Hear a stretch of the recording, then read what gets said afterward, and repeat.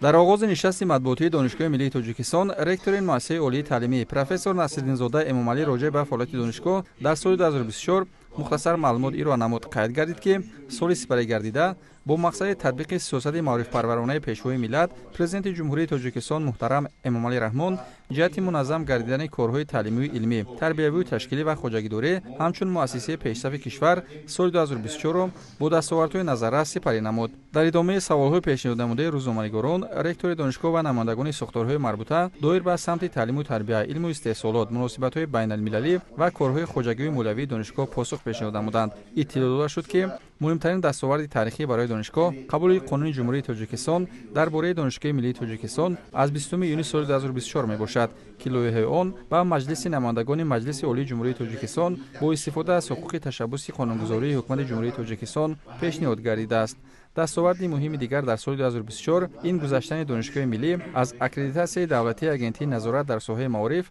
و علمی نزد پرزیدنت جمهوری تاجیکستان میباشد. همزمان در دوره حساباتی لیسه روی طبیعی ریاضی دانشگاه از اکریدیتاسیون دولتی گذشته صاحب شهادتنامه و مقام دولتی مؤسسه تعلیمی تحصیلات عمومی گردید. در ضمن روزنامه‌نگاران دایر به نظام تحصیلات در دانشگاه، اجرای نقشه قبول، تأسیس مرکز آموزشی پیام‌های پرزیدنت جمهوری تاجیکستان در نزد دانشگاه، هوسمندگردانی اشتراکچیان آزمون‌های جمهوری، تأسیس اختصاص‌های نو، همکاری دانشگاه با کشورهای خارجی سوال‌ها داده از جانب رهبری دانشگاه جواب‌های قناعتمند گرفتند.